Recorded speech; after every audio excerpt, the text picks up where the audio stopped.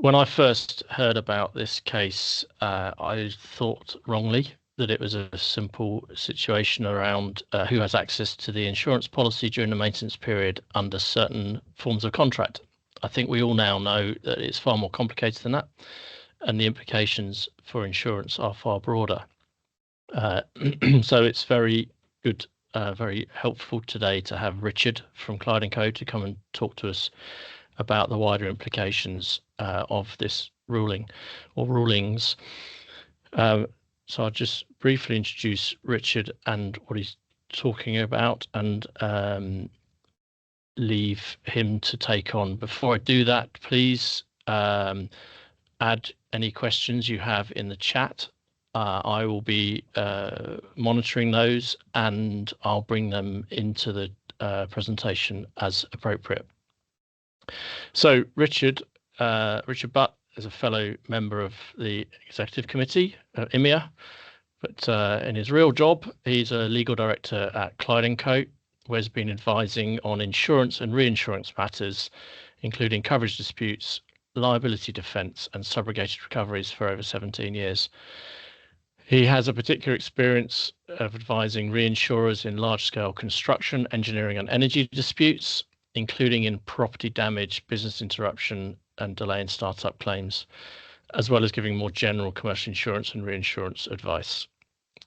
He has acted in a number of major international insurance disputes in court arbitration in the UK and overseas. And a brief introduction to today's topic. This webinar will discuss some key insurance principles arising from the recent decision in the High Court and Court of Appeal in the UK in the landmark case of Sky UK and Mace versus Riverstone. This will include the English court's approach to the scope of co-insurance for co-insureds under a CAR insurance policy that is procured for construction projects, as well as the meaning of damage and the measure of indemnity available to an insured when the damage continues to spread and occur after expiry of the policy period. So with that, I'll hand over to Richard, give my thanks to him for his presentation today, and we look forward to an interesting presentation. Thank you, Richard.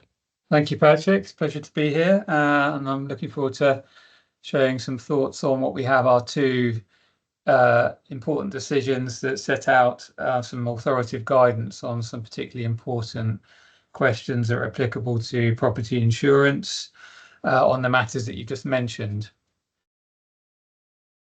I'll start, I hope everyone can see my slides, but I'll start with giving everyone a brief recap on some of the general principles that apply to CAR policies, because these will inform the subsequent discussion.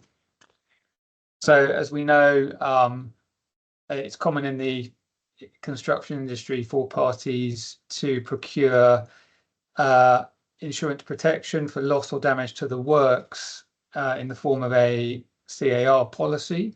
Now, this can be procured either by the employer or the contractor, depending on the particular arrangement that is agreed.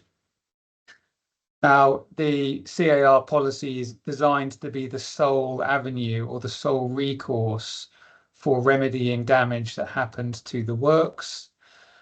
There are a number of basic features. The CAR policy covers physical damage to the construction works or plant and equipment. Now, this has to arise from an insured peril, which occurs during the course of construction and within the policy period.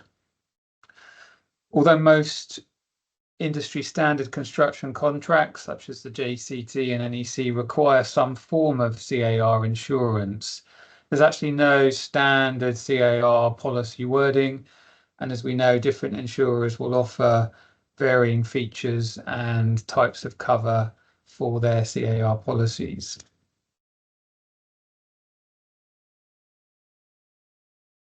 What's the general position on co-insurance? Well, we need to remember that CAR insurance is what is known as a composite policy. This means that it is a single policy which ensures the different interests of multiple parties. So it's essentially a collection of different policies that have been bundled together under one umbrella. Now, just because multiple parties have the status of a co-insured does not mean that they have the same access to the same scope of cover that is provided by the policy.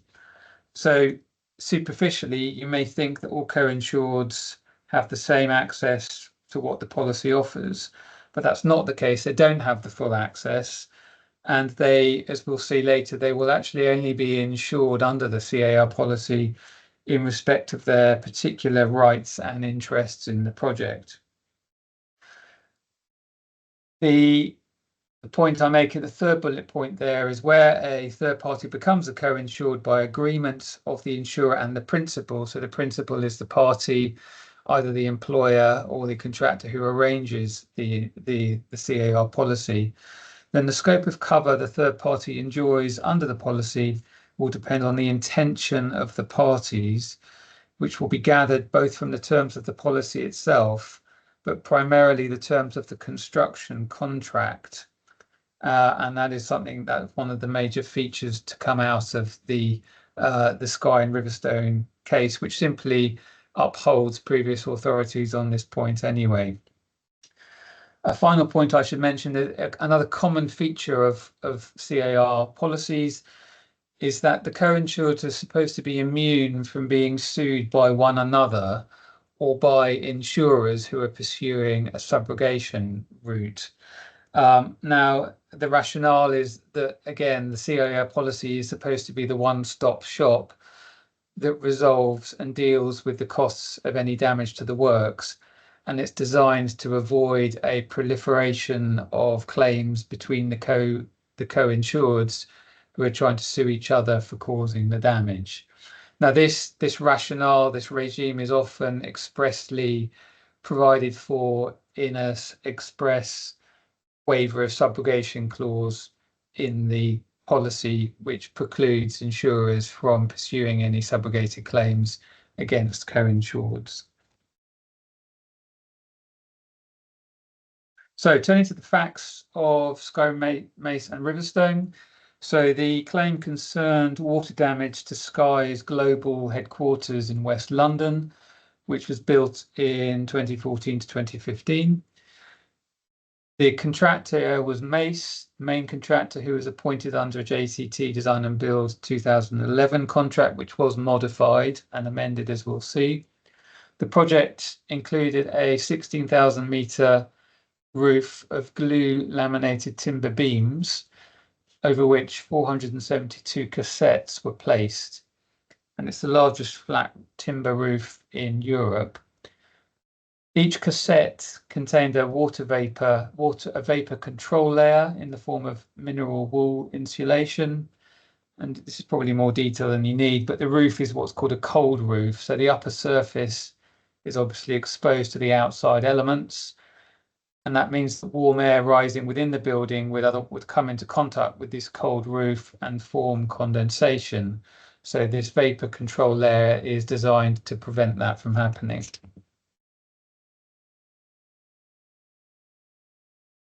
Mace, the main contractor, subcontracted the design, supply and construction of the roof to a company called Prater Limited under its own design and build subcontract.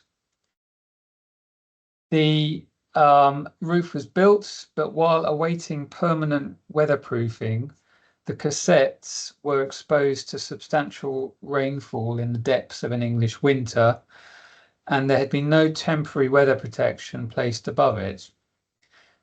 Rainwater entered the cassettes and caused widespread damage. The damage then spread within the roof to previously undamaged areas, and also some previously caused damage over time got worse. And we'll see later that the court focuses in on this, what it called developing damage and deteriorating damage.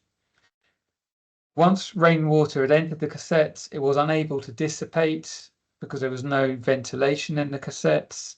This resulted in swelling, decay, and loss of strength to the cassettes. And the vapor control layer also became soaked, causing it to compress, and that reduced its thermal performance. There are several attempts to dry out the cassettes, but these were largely unsuccessful, and the issue remained unresolved by the time of practical completion on the 4th of April 2016. In terms of the insurance, Sky was the principal who procured the CAR policy in line with its JCT obligation. The policy was a joint names composite policy, which named Sky as the principal, and Mace was one of a number of additional third-party co-insureds who were insured each for their respective rights and interests.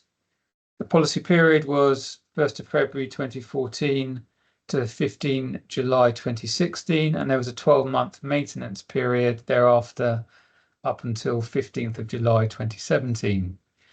Practical completion was achieved on the 4th of April 2016. Now, the policy provided what is essentially a standard operating or insuring provision, and so underwriters were obliged to indemnify the insured against physical loss or damage to property insured occurring during the period of insurance from any cause whatsoever. The policy also included a design exclusion 5 clause. I'm not going to go into details about that, but essentially this provided its own deductible or a retained liability of £150,000 any one event for losses which were treated as falling within the scope of the DE5 exclusion clause. That was uncontested, and the courts both parties agreed that the DE5 clause applied. So essentially there was no dispute that £150,000 deductible applied any one event. The trial was heard before Pellinger in June 23, and the judgment considered a number of important issues, primarily the extent of co-insurance and what cover is available to different co-insureds, then the meaning of physical damage and the measure of indemnity, and aggregation. It did consider other issues such as investigation costs, but I'm not going to discuss that on this particular session. The policy itself defined the insured in a fairly regular way. So the principal was named as Sky. The contractor, Mace, was a named co-insured. And as the wording shows, all the insureds were insured for their respective rights and interests.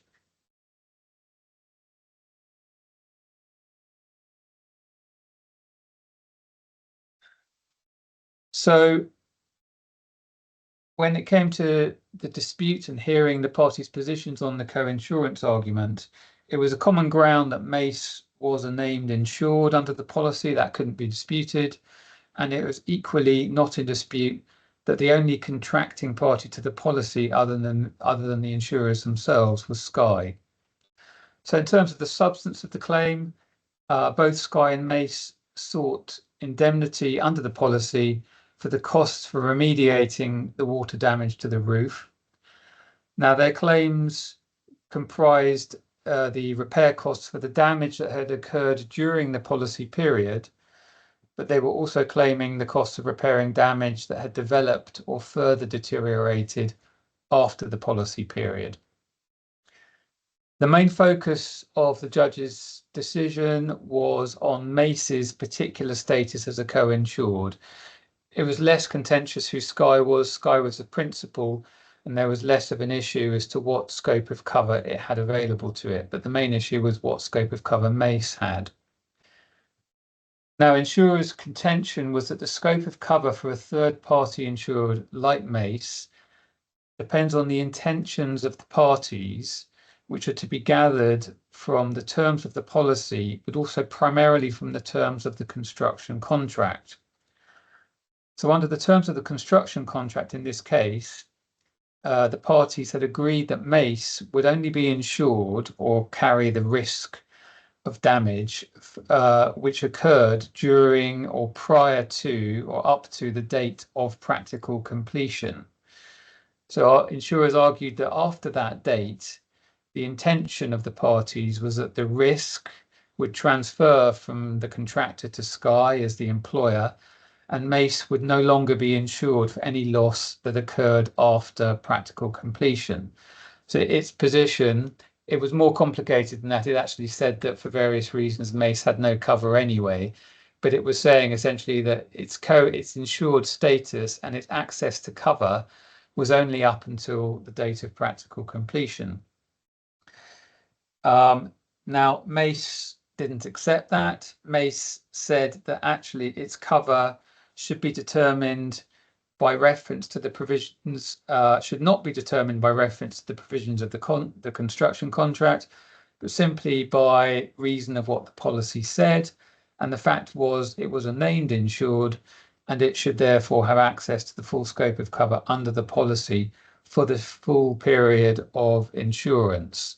So therefore there was about 1.5 years worth of cover after practical completion, which it said it should have access to.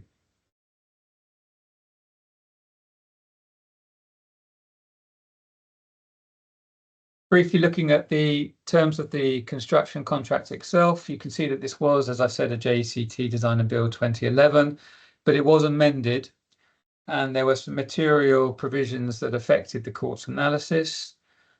Just focusing on the bold wording there. So it was agreed that the risk in the works shall remain with the contractor up until the date of practical completion of the works.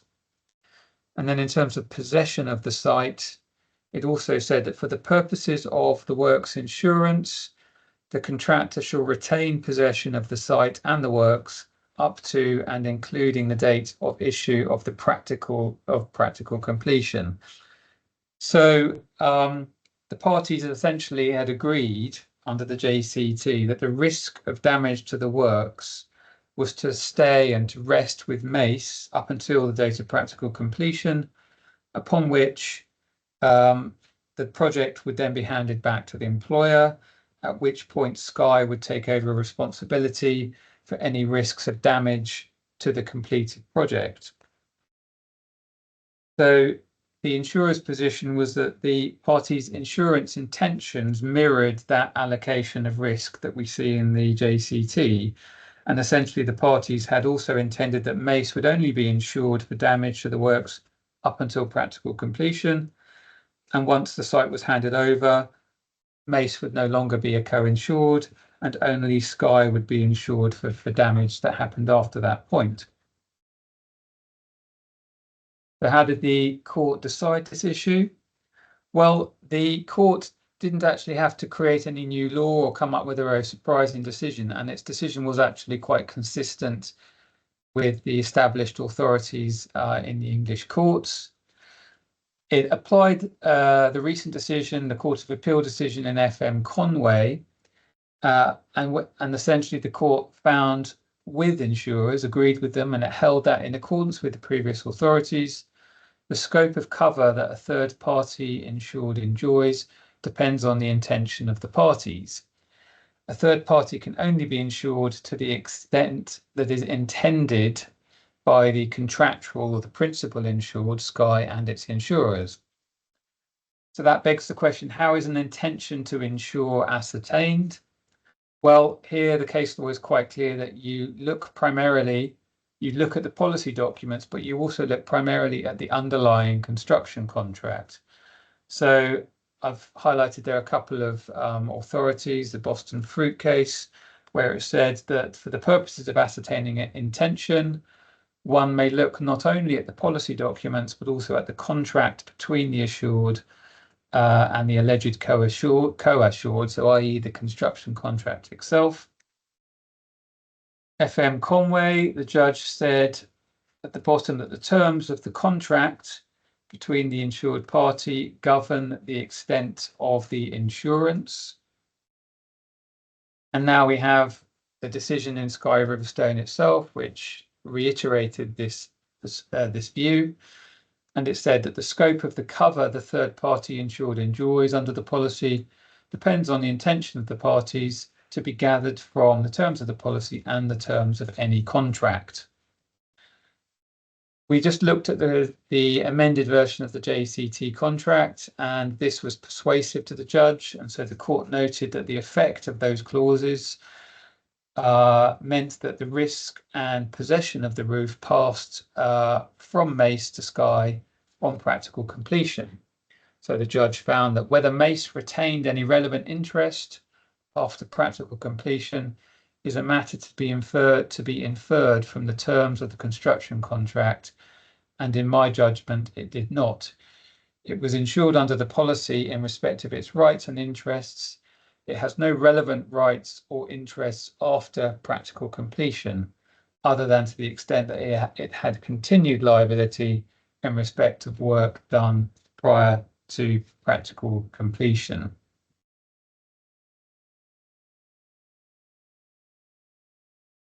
So he was persuaded there by a number of factors, obviously the express terms of the construction contract at all, which made very clear that there's no rights or possessory interest of Mace in the works after practical completion, and that determined the scope of insurance Mace had access to.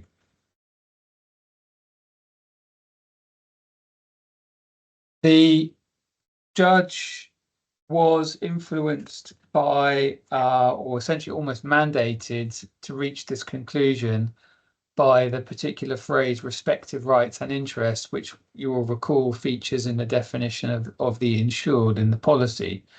So we had that list of principal insured, Sky, co-insureds, including Mace, and it ended with the phrase each for their respective rights and interests. Well, what does that mean? Well, the courts have determined that the nature, extent, and duration of an insured's rights and interests in the property insurance cannot be discerned from the policy. They are an incident of and arise under the building contract.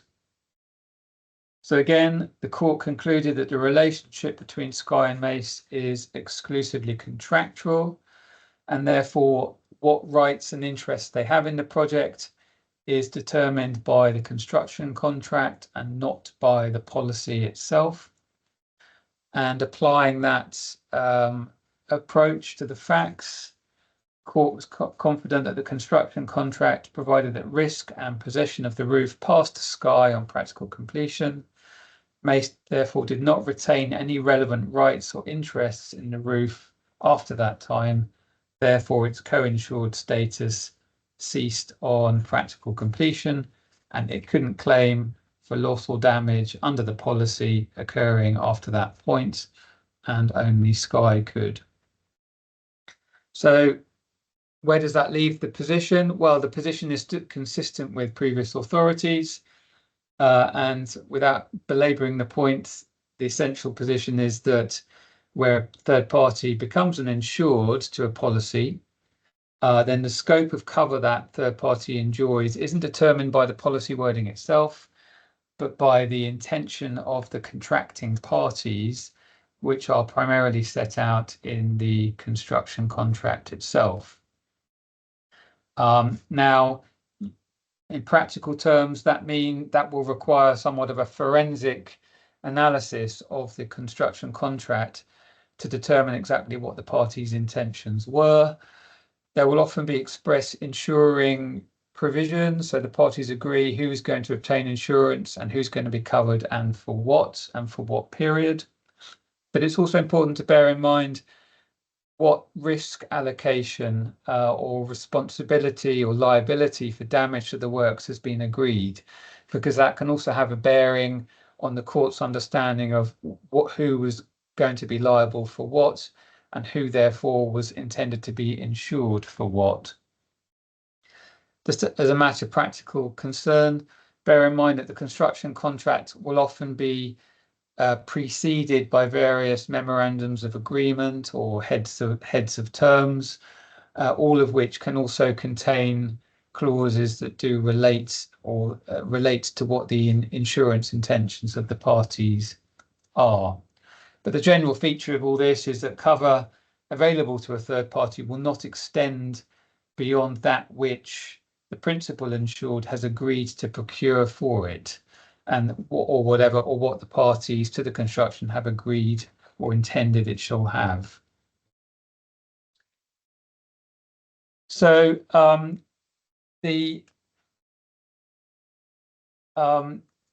this emphasizes the fact that when you are dealing with a claim by a co-insured, or you are a co-insured who is defending a subrogated claim from a party, then you need to be closely analysing what the extent of co-insurance that co-insured has.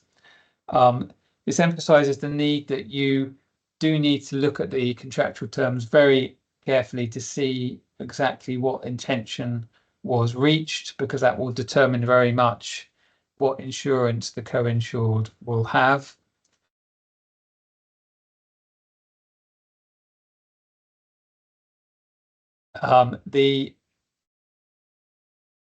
This also raises issues as to how insureds can try to alleviate the outcome of the Sky Mace decision. So it has obviously reaffirmed the position that the contractor will not have co-insured status after practical completion or during the maintenance period. Now, that decision hasn't gone down very well, as far as I'm aware, with brokers or contractor policyholders, who are obviously quite keen to ensure that they do have co-insured status after practical completion and during the maintenance period. I must admit, speaking to some underwriters, they have actually been surprised by this decision, because they conceded to me that they had always assumed that the contractor was insured for the entire duration of the policy period, including after practical completion. But this decision, in a sense, is helpful or useful to insurers, because it does clearly delineate that the contract, if the parties are operating under, let's say, a JCT contract, which states that the risk in the property or the works transfers from the contractor to the owner on practical completion, then the court's ruling is very clear that the co-insured contractor does not have cover after the practical completion has been achieved. To address this decision, there has been suggestion of including some endorsements to the policy that are aimed at making clear that the contractor is understood or agreed to have cover for the entire duration of the policy, and that its cover does not expire on practical completion.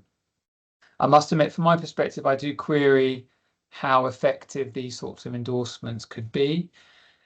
The main concern I have is that if the definition of insured still refers to each insured party being insured for its respective rights and interests, then the courts are very clear that is a gateway to determining the issue primarily by reference to the construction contract. So if the construction contract still states that the insured only has risk or interest in the works up until practical completion, then that is the determining question or determining answer to when its insurance ends, and that would still result in a conclusion, in my view, that the contractor is only insured up to practical completion. So query whether adding endorsements onto the policy without changing either the actual terms of the underlying construction contract, or taking out the phrase each for their respective rights and interests, will actually have the desired effect.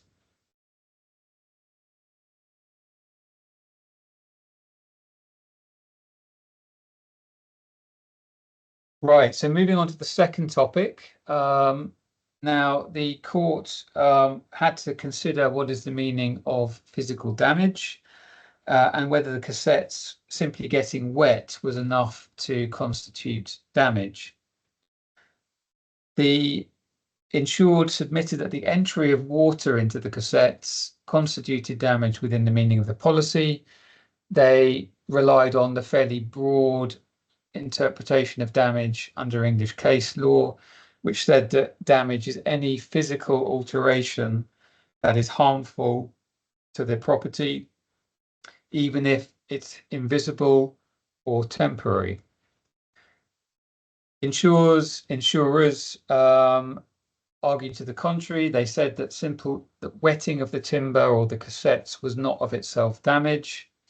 They came up with a rather complex argument, and they said that to be physically damaged within the meaning of the policy, the cassettes had to reach a trigger point requiring immediate replacement or repair.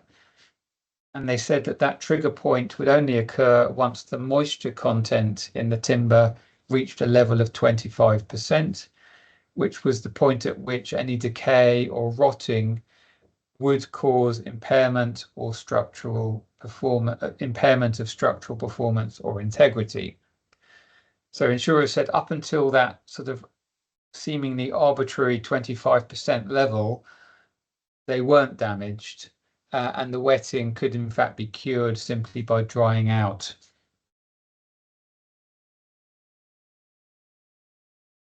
How did the court decide this? Well, the first instance court rejected insurers' argument. It found that damage required some tangible change to the physical state of the property, which rendered it less valuable or useful. So this is essentially the orthodox interpretation of damage, and it's quite a broad and liberal interpretation of the term. And the court didn't have much problem finding that the presence of water had in fact adversely affected the cassette's strength, stability, and functionality, and was therefore damaged. So the court wasn't persuaded at all by this rather overly complicated 25% triggering theory, and it took a simplistic approach to what damage is. Insurers weren't happy with that decision, so they appealed it to the Court of Appeal, but the Court of Appeal dismissed insurers' appeal as untenable, and it agreed with the lower court. It found that mere wetting of timber can be damage, and the timber didn't need to have reached a condition requiring immediate repair or replacement to be considered damage. It found that damage means any change to the physical nature of tangible property which impairs its value or usefulness to the owner operator. So the Court of Appeal said that the first instance judge had been perfectly right to hold that the measure of the entry of moisture into the cassettes affected the structural stability and usefulness or usable life of the cassettes and was damage. This wasn't really a surprising decision. As I said, there's been a long line of English case law that confirms all that an insured needs to show is that there has been some change in the physical state of the property that affects its use or value, and that will be considered damage. So this really just upholds what is a growingly consistent line of authority on the meaning of damage. Moving on to the third issue, which is connected with damage, but this now court was asked to consider when the damage has to occur in order for it to be covered by the policy, and particularly whether consequential deterioration or developmental damage, which happens outside the policy period, will nevertheless be covered. There were three types of damage that were being claimed. There was the initial or original wetting of the timber, which resulted in swelling and decay that happened during the period of insurance. So there was worsening of that damage, which was called deterioration, after the policy period had ended. And there was also the spread of trapped moisture to other timber components, which was what the court termed the development, which also happened after the period of insurance. The Policy contained a conventionally worded insuring provision, so insurers agreed to indemnify the insured against physical loss or damage to property insured occurring during the period of insurance from any cause whatsoever.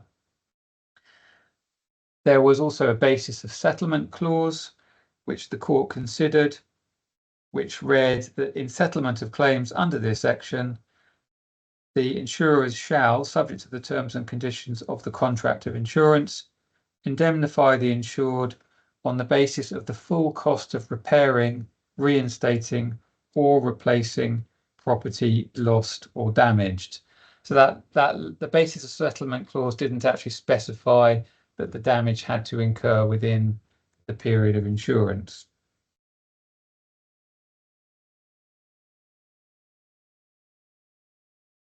How did the court decide it? Well, at first instance, the insurers argued that the insuring provision made clear that cover was only available for repairs to damage which occurred within the period of insurance. So the repair costs of the deterioration and development damage could not be covered since that damage happened after the policy period.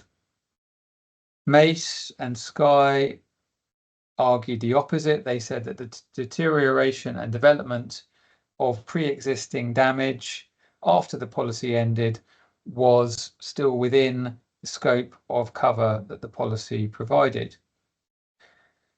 Now, the first instance court rejected the insured's arguments and it agreed with insurers. It said that the policy expressly covered only damage that existed at the end of the policy at the period of insurance, which was in July 2017. So essentially the court decided that the policy imposed what is essentially a temporary limit on when the damage had to occur and to be covered, and that temporal limit was the expiry of the policy.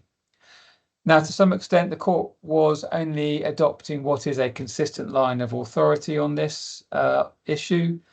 And there's a primary case of Wasser and Lexington, which does reinforce this view. And that decision in Wasser and Lexington was to the effect that under English law, nothing could be clearer than that a contract providing cover for loss or damage occurring during a specified policy period cannot be construed as covering additional damage which occurs after that policy period. So there is case law under English law which very much supports what insurers were saying and what the first instance judge decided.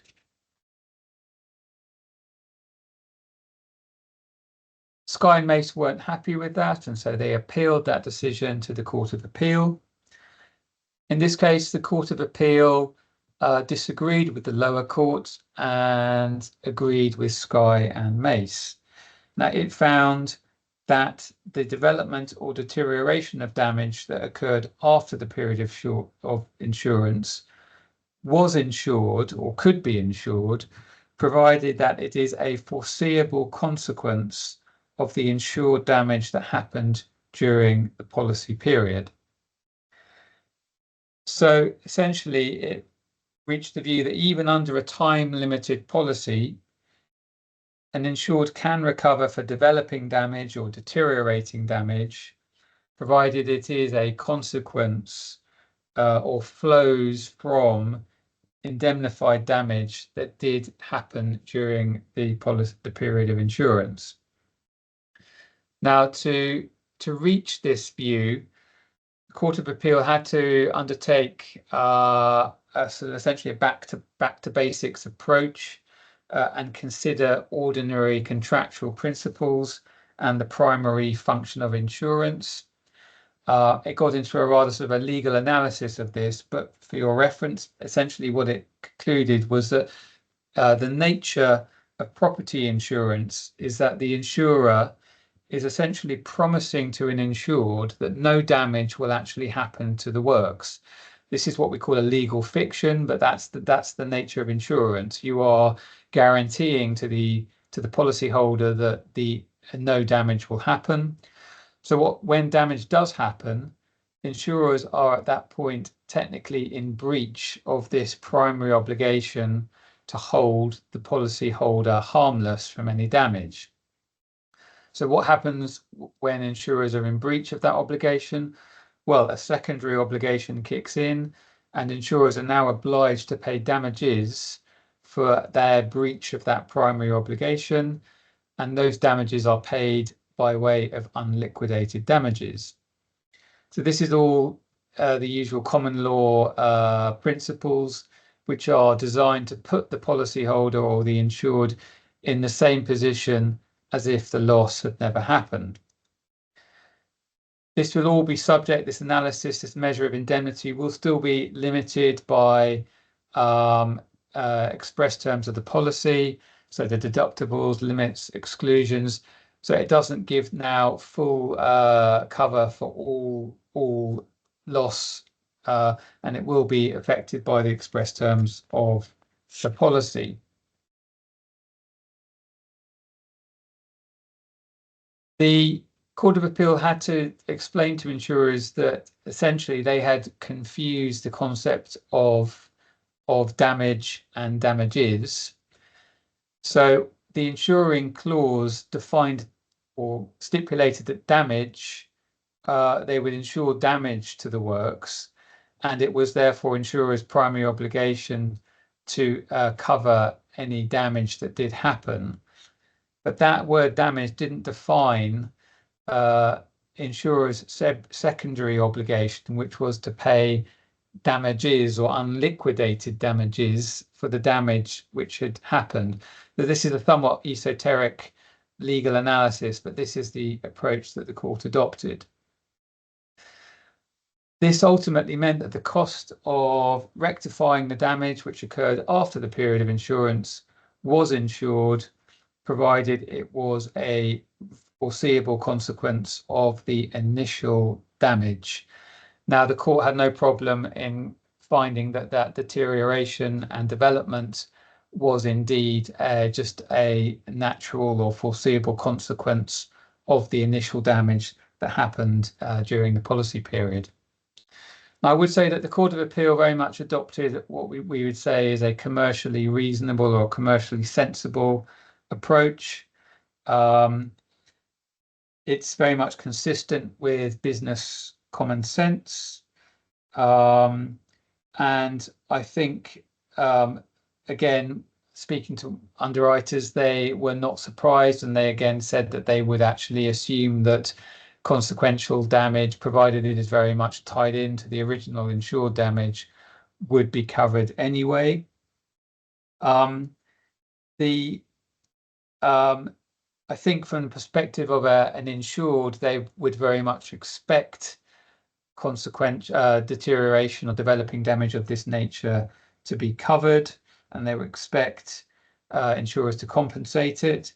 And if they didn't, it would actually raise somewhat of a dilemma, because certainly any subsequent insurer who's being invited to insure the works, if they were told that there had been damage under a previous policy that was continuing to generate deterioration and developing damage, they would certainly not be willing to cover that. So it would create a lacuna or a gap of cover for the insured. Having said that, I would say that it's not sort of the end of the question for insurers, and they can, if they are alive to the issue and they want to, they can still try to exclude developing damage or deteriorating damage that happens after expiry of the policy. But I must emphasize that they would need to include very clear language in the policy to that effect. And as I mentioned, query if that is even commercially acceptable to brokers and insureds, because they would certainly expect cover for that continuing damage to be covered. And just as a final comment, I would say that the Court of Appeal was very careful to make clear that the deterioration damage was simply a continuation of damage that had occurred during the period of insurance, and it's distinguishable from cases like Worcester and Lexington, where there was, in that case, contamination damage, but the damage continued only as a result of fresh, separate, and ongoing occurrences of damage. So there are, if you can still say that there is an intervening cause or it's a fresh incident of damage, then that won't be covered after the policy period. It has to be very much attributable and a natural consequence of damage that occurs during the policy period.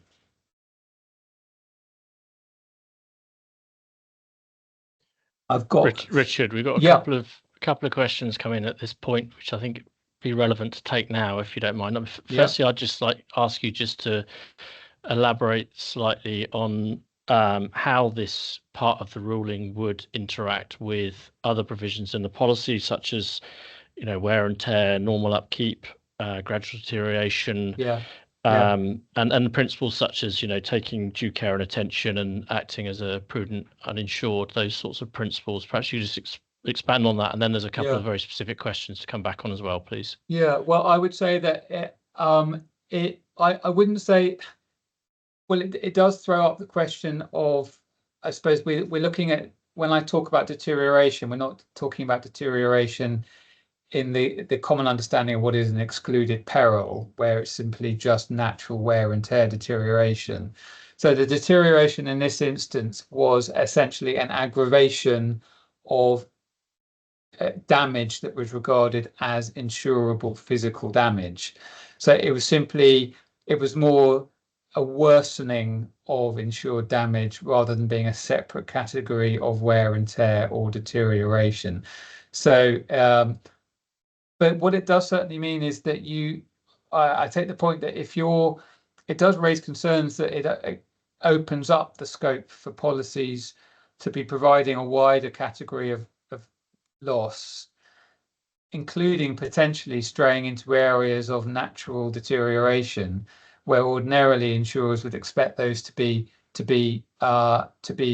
excluded. I would say I think what the facts of this case make it very clear that we're not dealing with typical deterioration. We're dealing with essentially the worsening of insured damage. So I think that does provide some security to insurers that they're not suddenly now insuring deterioration or wear and tear.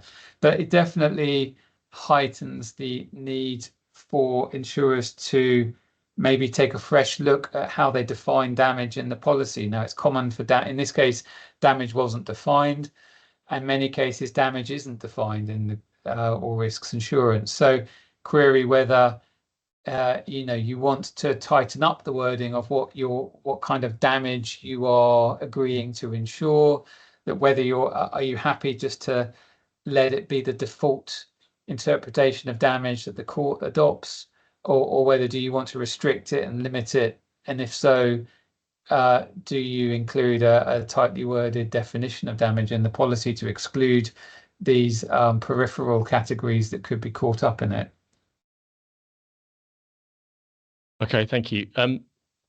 Question here from the audience is taking this beyond the world of CAR and into latent defects. I don't know whether you feel willing and able to comment on that, but I'll read the question out. So based on the question around period of insurance and damage afterwards, would this effectively apply in a similar way on a latent defects of policy? Say a 12-year policy and water ingress discovered close to expiry of the policy period. Presumably, the policy could cover any further water damage after policy expiry, given it has arisen through water ingress during the policy period. Well, I should reiterate the fact is the facts of the case, or the policy included a DE5 clause, and so the DE5 is, as you know, the most restrictive cover, and it essentially, in the event that the defects arise, it will include all the consequences or damage resulting from those defects, and only exclude the cost of betterment or improvement. So that was essentially, that was setting the scheme for why we were in the realm of even considering that there was cover for what was essentially defective workmanship or defective design to begin with. So I think you've got to remember that every claim will be determined by what exclusions there are. And if you have, let's say, a leg 2 clause, then the scope of cover is going to be much more restrictive anyway. And so I don't think it does create these risks, say, of latent defects, because they will be excluded and subject to the court's interpretation of the particular defect exclusion you have in the policy. I think the scope for cover will be much more limited. In this case, as I say, I think that the difficulty was it was a DE5, which created a very broad scope of cover that was available. But the principle of the deterioration and development of damage beyond the original policy period could apply to other forms of insurance policy. It could. It wouldn't be limited to CAR. Well, I mean, if I were fighting this, you would obviously try to draw a distinction that you say the rationale between the underwriting rationale of contractors or risk assurance is different from, say, liability insurance or professional indemnity insurance. And I think it may not be that extensive. It may not spread over because it's insurance policy, contractual risk is occurrence based. And so I think you could say that that scope for extending the period of cover to deterioration after the policy ends is less capable of being argued under a liability policy because it's not a claims-based policy, it's an occurrence-based policy. But it does have the potential to be applied to other types of insurance policy. I can't deny that. I think again it would always come down to a very close analysis of what the insuring provisions are in the different types of policies and whether you can draw a fundamental distinction between what they're trying to achieve. Right, thank you. Move on to a slightly different topic now, maybe a little bit theoretical, but the question is, had the courts found that the damage that happened after the period of insurance was uninsured, would it be likely that Sky would have pursued Mace for compensation, given it was their subcontractors' work that led to the damage happening? Which then follows on to the other question, I think. Which is I'll say yes to that. I think yes. Yeah. And because the co-insurance decision in the first instance decision wasn't appealed, then it still rests that Mace was uninsured after practical completion. And so if it could have been found liable for new damage after practical completion, then it would have been exposed to a claim from Sky and it wouldn't have had a co-insurance defence. And then, following on from that, which I think goes to the hub of, for me, where this whole thing started, was so if the deterioration is covered by the policy, so even if the deterioration is covered by the policy, given that the contractor's interest ends at PC, is the contractor now open to subrogation by the insurer for the deterioration damage? Well, if it's that would, well, in this case, the deterioration damage was just linked to and a consequence of the original damage under the policy. So it's essentially so it wasn't treated as a separate, fresh category of damage after practical completion. So this actually is the mirror to the question you just asked me. So on the facts of this case, no, it couldn't be exposed to subrogation claim because the deterioration was just an extension of the original damage occurring within the policy period, for which Mace couldn't be sued because it was a co-insured with Sky up until practical completion. As I just said, if you could class the category of the deterioration or developing damage as a fresh category, a new category of damage, then post practical completion, Mace wouldn't be co-insured for that, and so it would be vulnerable to a subrogation claim or a fresh claim from Sky. Okay, thank you. That's all for now. So I know you're keen to get on with the last few slides. I'll be very quick. I'll hand over to you. Yeah. So finally, the fourth and final issue is aggregation and the application of deductibles.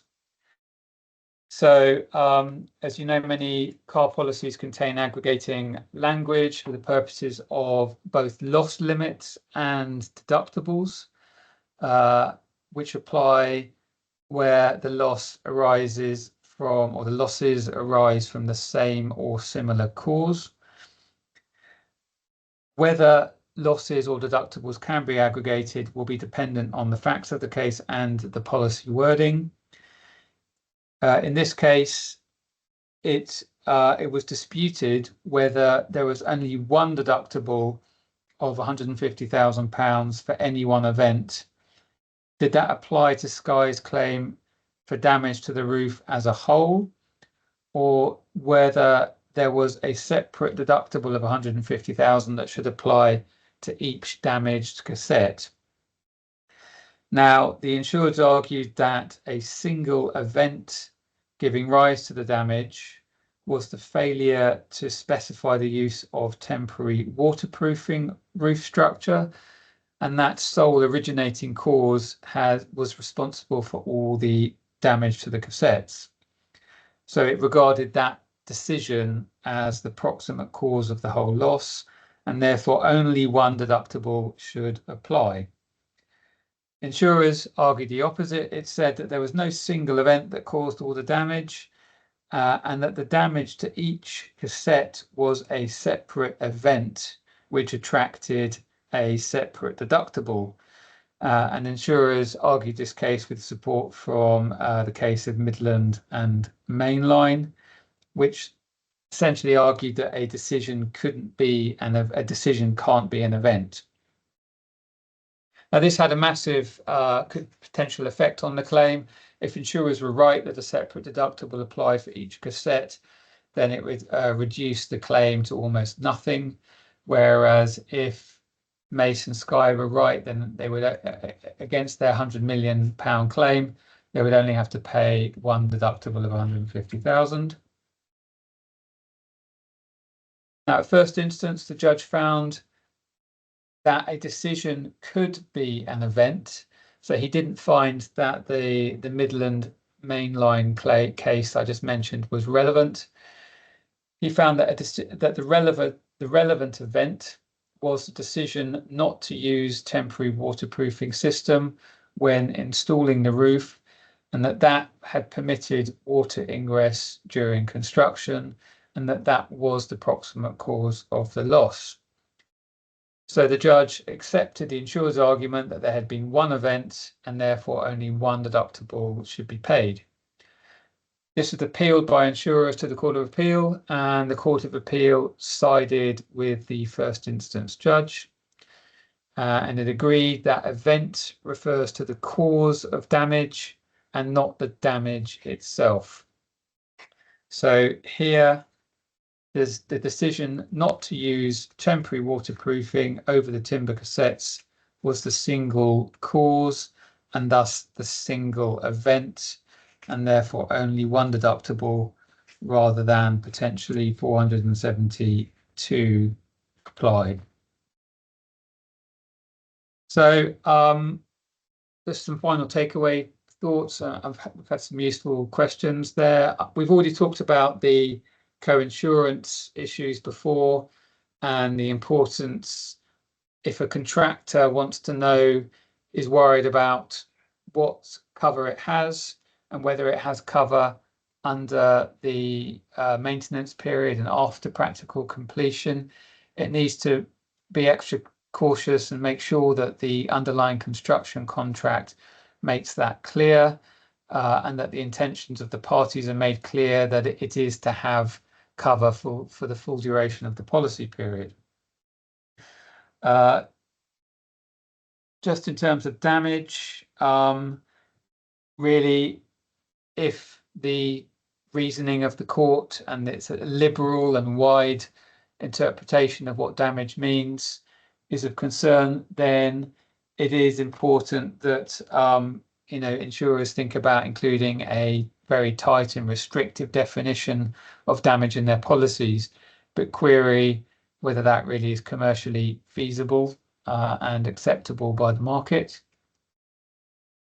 In terms of the period of insurance, the decision makes clear that without clear insurance policy terms to the contrary, employers and contractors should expect car insurance to cover not only immediate physical damage occurring during the policy period, but also damage that occurs after the policy period has ended, provided it is reasonably or a foreseeable consequence of the initial insured damage that happens during the policy period.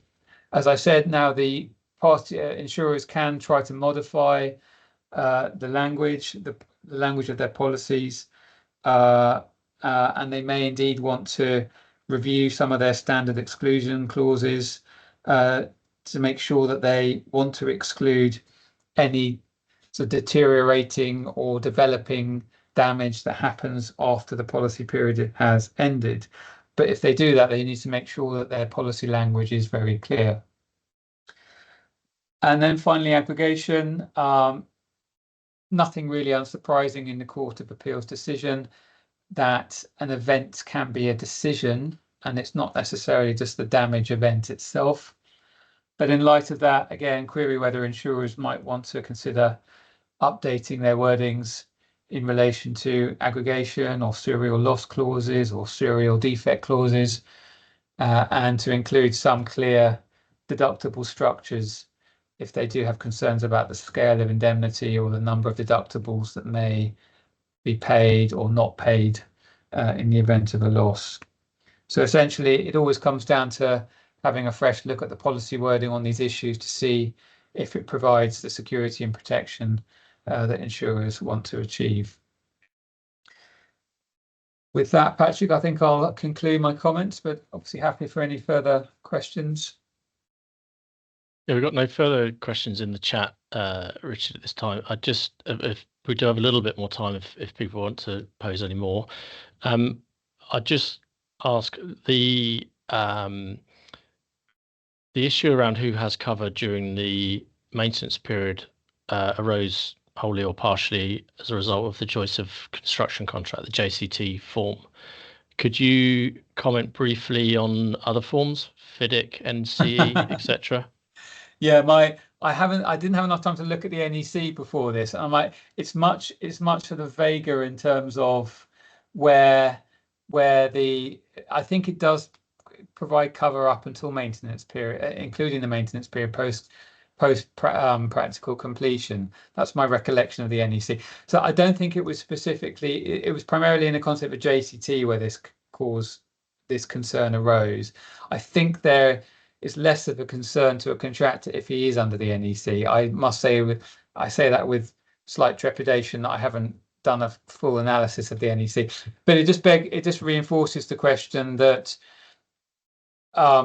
the contractors need to review very carefully what the insuring provisions are of what contract that they're using. If they are concerned about having cover post practical completion, they need to be very careful and make sure that the underlying contract provides them with that access, and not just assume that the policy will cover it because they are a named insured in it. Thanks. Right. Not being able to do two things effectively at once. I haven't pre-read this question. It's just come in, so you're going to give me the opportunity to read it for the first time as I pose it to you. Imagine a scenario where a claim arises due to a defect, say an incorrectly fitted pipe, which fails and leaks during the defect's rectification period, causing resultant damage. The main contractor is liable to rectify and incur repair costs. Are we saying that the main contractor cannot then seek reimbursement under a joint names policy as its post-PC loss? What if the main contractor is paid for the repairs by the employer and then the employer incurs the financial loss? I probably need to read that back again more carefully, but the contractor will still be covered for damage that arises out of its, depending again on the exclusions. If it arises out of its own negligent or poor workmanship or defective workmanship during the insured period, but the defect or the damage only materializes later, then it will still be covered for that. What it's talking about is it's only fresh damage, fresh occurrences that occur post completion. It will not be covered for those. So I would say that the contractor in that scenario would still have access to the policy for that loss. Because the trigger was the defective work during the construction Yes, period, it just yes, manifested post. exactly. Yeah. Okay.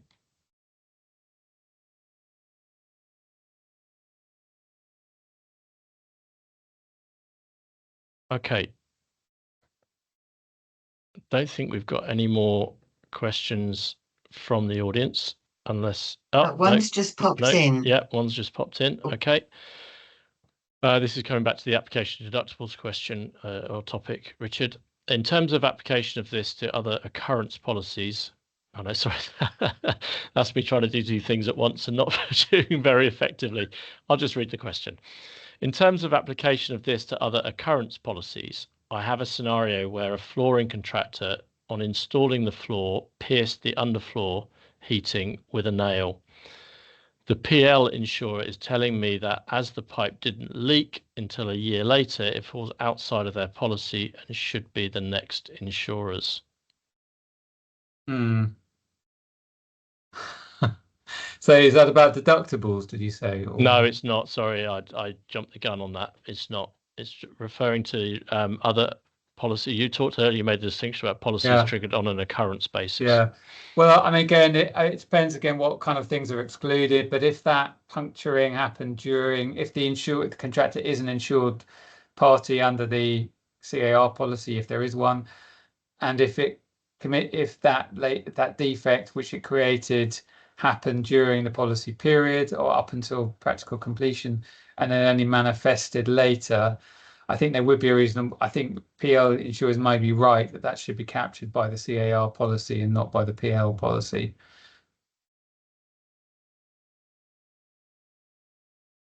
I think perhaps the Mike Mitchell that wrote that question, I'm sure he'll be very happy to speak to him afterwards in a commercial arrangement. Okay.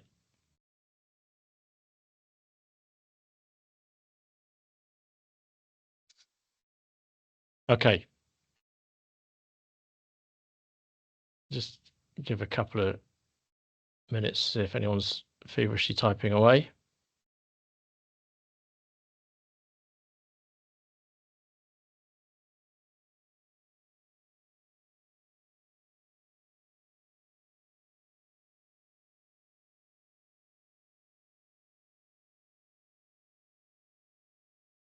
Okay, let's cut it there. Oh, somebody's just come in. Oh, they're all coming in at the last minute now. Okay. So this question, it's generally been accepted that subcontractors do not get any access to the JNP post PC. Is that still the position? JNP? Yeah, sorry, don't know what that means. Philip, if you'd like to. Joint names policy, right, okay. It's generally been accepted that subcontractors do not get any access to the joint names policy post PC. Is that still the position? Yes. If that's what the underlying construction contract, yes, but yes, that is the position. Okay. And then what about for the theft losses during the construction period? Several losses. Can it be argued it's one theft? I doubt guess that. If the decision is that it's poor security that is the common cause. Yeah, I mean, you would have to look at the originating cause, and the court adopts what's called the 3 unities test, where it looks at time, space, and another factor I've just temporarily forgotten. So it would look at whether there was enough similarity behind what allowed each of the thefts to take place. If there was a common originating cause for each of those thefts, it could possibly say that they arise out of one event. I think there would have been a separate conscious decision to steal, and each would actually be a different occurrence and attract a different deductible, in my view. Mike has come back suggesting that only if it's fraud using the same methodology or person. Exactly. So yeah, good point. So there would need to be there would need to be some unifying feature to each of them that means that they are essentially 3 branches of the same event, which may be difficult. It could be possible, but might be difficult to prove. Okay. And then Vince has given some context to that question, saying, I recently heard someone out in Hong Kong mentioning there's an opinion on this, which is why I asked. So that's going back to the question about the several losses being argued as one theft. Yeah.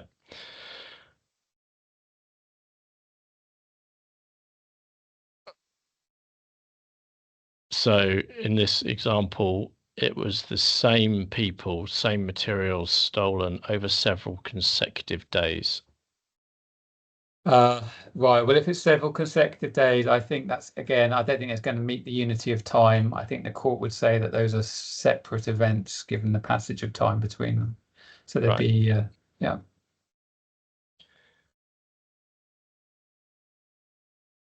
Great. Okay. Let's call time there. So thank you to everyone for engaging in those questions at the end there. Always makes for a much more interesting and fruitful webinar. So thank you for that. But mostly, of course, thank you to Richard for taking us through that, exploring the broader issues here rather than just that initial point about the who has cover during the maintenance period. There's a lot of issues here, a lot of consequences, and you haven't, I know, and you've admitted you haven't covered them all. So lots for us to think about, take on board as insurers, with implications obviously for our insureds, our clients, and our brokers as well. So this will not be the last time that we talk about this case and the findings from it. So again, Richard, thank you very much. Thank you for all your attendees, and enjoy the rest of your day. Thank you. Thank you.